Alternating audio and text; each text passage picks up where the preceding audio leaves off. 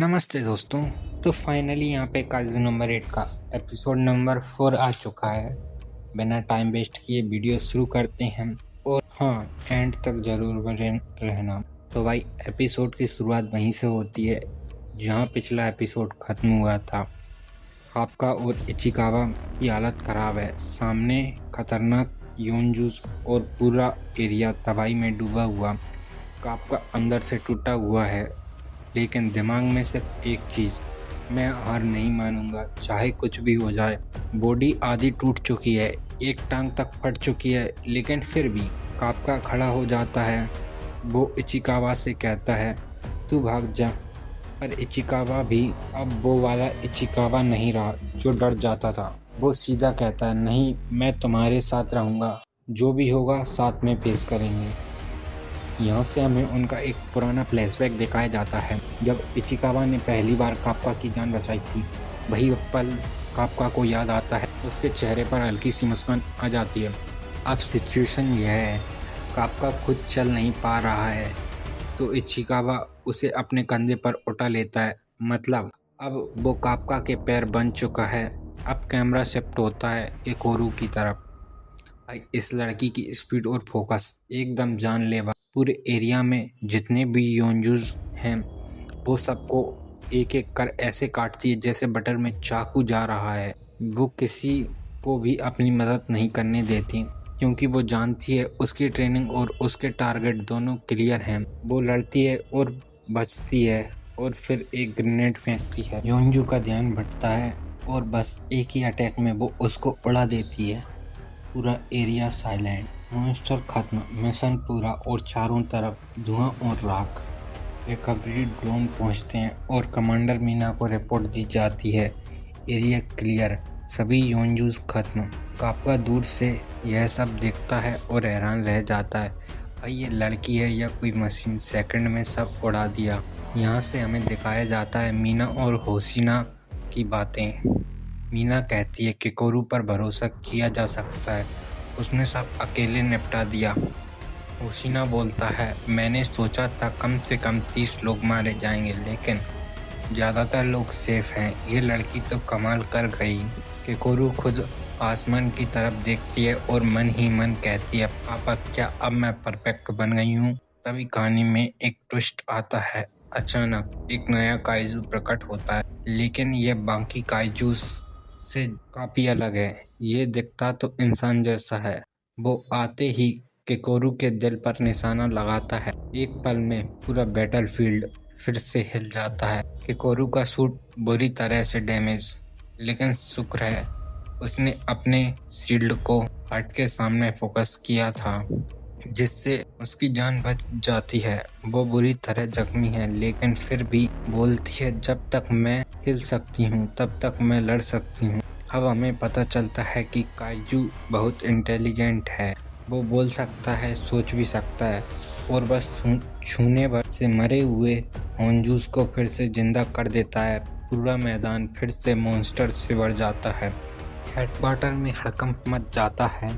Report आती है कि उस होंजू की डेंजर बढ़कर 6.4 हो गई है। होशिना चिल्लाता है इतनी पावर कैसे बढ़ सकती है, पूरी कंपनी भी इसको नहीं संभाल सकती। मीना तुरंत ऑर्डर देती है सभी शील्ड ऑन करें, सारे ड्रोन भेजो, मैं खुद जा रही हूँ। पूरा एरिया अब रेड अलर्ट पर। अब केकोरू अकेली रह गई है, लहूलुहान थकी हुई, पर अब भी खड़ी। वो लड़ाई जारी रखती है, लेकिन होंजू उसे पटक पटक कर दीवारों से दे मारता है। और तभी हमें मिलता है एक बेहद इमोशनल फ्लैशबैक। स्कूल के दिनों का सीन। केकोरू ने परीक्षा में फर्स्ट पोजीशन हासिल की थी, उसकी दोस्त सेकंड आई थी। दोस्तों के घर में जश्न और केकोरू बस खामोश। केकोरू के पापा घर आते हैं, सख्त चेहरा, ठंडी आवाज़। सफलता का मतलब ये नहीं है कि खुशियाँ मनाओ, एक बार सफल हो जाने का मतलब ये नहीं कि तुम परफेक्ट हो गई हो, अगली बार फेल भी हो सकती हो। हमेशा अगले गोल की ओर बढ़ो। तुम्हें परफेक्ट बनना है, इस देश के लिए और अपनी मरी हुई माँ के लिए। अब लड़ाई अपनी पीक पर है। केकोरू का हाथ टूट चुका है, शरीर लहूलुहान है, लेकिन वो फिर भी कहती है मैं हार नहीं मानूंगी। वो अपने सूट से ब्लीडिंग रोकने की कोशिश करती और फिर होंजू की ओर झपटती है। पर होंजू अब नॉर्मल मॉन्स्टर नहीं रहा, वो अब एक खतरनाक मॉन्स्टर बन चुका है। वो अपनी अल्टीमेट अटैक चार्ज करता है। केकोरू देखती है अब बचना मुश्किल है। वो आंखें बंद करके कहती है, पापा मैं परफेक्ट नहीं बन पाई, सॉरी। और तभी कापका चीखता है, हे तुमने बहुत अच्छा किया केकोरू। केकोरू हैरान, तुम यहाँ क्या कर रहे हो? उसके पूछने से पहले होंजू का अटैक होता है और भाई धमाका, धुआं, मलबा और फिर कापका का ट्रांसफॉर्म हो जाता है खतरनाक काइजू में। वो चिल्लाता है, अब ये सब मुझ पर छोड़ दो। हेडक्वार्टर में अजीब सिग्नल आने लगते हैं, डेंजर 9.8। मोहसिना कहता है, ये तो किसी दर्ज किए गए काइजू से कई गुना ज़्यादा है। कापका सीधा होंजू की तरफ भागता है, उसके मुक्के से मुक्का भिड़ता है और भाई एक ही पंच में होंजू हवा में उड़ जाता है। कापका बोलता है, अब जिंदा होकर दिखा। फिर होंजू का शरीर सच में हिलने लगता है। कापका डर जाता है, अरे भाई मजाक कर रहा था, लेकिन फिर वो उसे पूरी तरह खत्म कर देता है। कापका केकोरू के पास आता है, एक होंजू उसके पीछे आता है, वो उसे भी उड़ा देता है।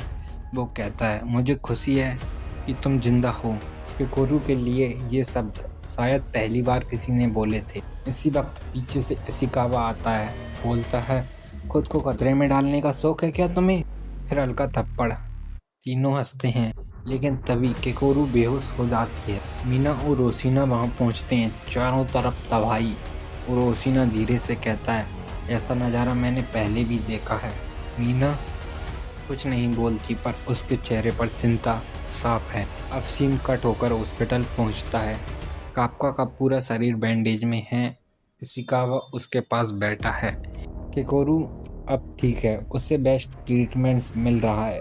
कापका मुंह बनाता है और मुझे इशिकावा हंसता है, तुम्हें सिर्फ फ्रैक्चर है भाई, वो मरते मरते बची थी। कापका फिर सोच में पड़ जाता है, काफी टाइम हो गया है जब मैंने किसी काइजू से लड़ा हूँ। जब हम अपने सपनों को पूरा करने निकलते हैं तो कोई ना कोई उस चीज को तोड़ देता है जिससे हमें सबसे ज्यादा प्यार होता है। और ये डायलॉग मीना बाहर खड़े होकर सुन रही होती है। वो अंदर आती है और दोनों को सलूट करती है। केकोरू को शेल्टर पहुंचाने के लिए शुक्रिया।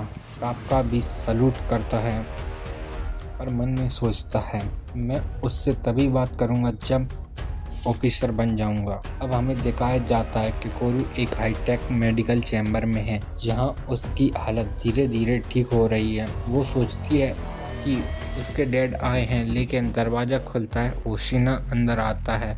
वो कहता है, थैंक यू, तुम्हारी वजह से योंजू खत्म हुए, तुमने बड़ा काम किया है। केकोरू बस सिर हिलाती है, लेकिन जब वो याद करती है कि असल में उसे किसने बचाया था, कापका ने, तो वो झूठ बोल देती है। हाँ मैंने ही उसे मारा था, हाँ मैंने ही उस काइजू को खत्म किया था। ओशिना मुस्कुराता है, लेकिन उसके चेहरे पर शक साफ है।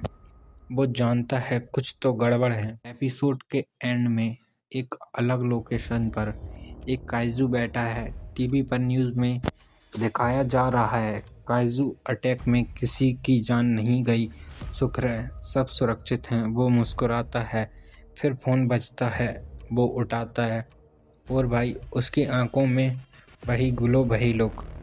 वो एक काइजू है और ट्विस्ट ये है, वो कापका की क्लीनिंग स्क्वाड में काम करता है। मतलब कापका अकेला नहीं, शायद और भी लोग हैं जो काइजू में बदल सकते हैं। आई ये सस्पेंस तो अगले एपिसोड के लिए। तो दोस्तों ये था काइजू नंबर 8 का एपिसोड नंबर 4 का डिटेल्ड एक्सप्लेनेशन। क्या एपिसोड था यार, इमोशन एक्शन का परफेक्ट कॉम्बो। अब बताओ आपको कापका का ट्रांसफॉर्मेशन सीन कैसा लगा?